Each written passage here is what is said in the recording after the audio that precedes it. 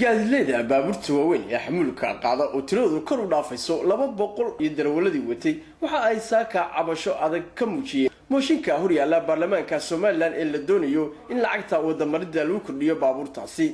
dhibaatada kale ay ka cabanayeen gaadiidleydan ayaa waxa kamid ahaa wada xumi harkaha leerka ay magaalooyinka dhexdooda ee wadooyinka u kala gudba iyo waliba caqabado adag oo ay sheegeen in gaadiidleydu ay la kulanto waxaana xukuumadda Soomaaliland ay ka codsadeen in ay mar uun arimahooda hoos u eegto maadaama ay yiraahdeen in badan lacag lagu kordhiyay iyagana wuxuu kordhay aanay jirin imanka ciidana dayactir kama kabto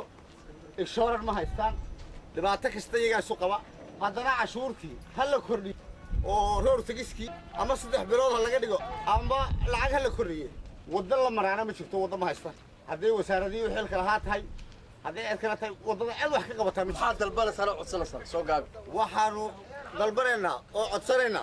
in de wadooyinka wax laga qabto askari chiefka wax laga qabto wadada yaala ee baabuurtii kabanada shibinaya harkaan wayrka wax laga qabto ee baabuurtii gogoynaya lagu xidhaayo dhibaatada ku haysto waxa weeye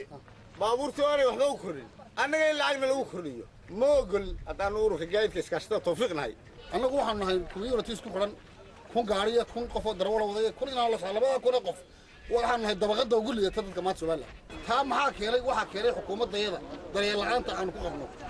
waxa weeyaan ma naan diiday cashuurta waan ogolay $5 buuritankii $20 baan ka dhigaynaa arhan nidaamkii dawladnimada ka helo gaadiidku waa dulman yahay waxaan u dulman yahay wax allaaliyo waxa ay qaadaan waa wax aan ku filayn masaariifta ila marka gaadiidka haddaanu nahay ma qaadi karo cashuurta la kordhiyay horta marka ugu horeysa qiyaadey dub leeyihiin dabadooda ku qarsan lahay waxaan leeyahay tijaarteedaan wax u qaadno tijaar war awr xamilkii u qaadi kara xariqa loocan ma qaado war 20 sanadood baa 500 oo kiishka ku qaaday oo shidaali u koreynta soo gor oo qiimaha inta soo garay wala urkaygi jawaan 25 kiilo caruurta si uu gaadho tijaarow dibtan oo dhanaadaale dawladda jirta iyo tii hore ee ka horeysay tii hore waxba ku shubto kabkaba loo jeedo waanu iska sabarado anaga xumaalaanay haadade waan iska gufufnay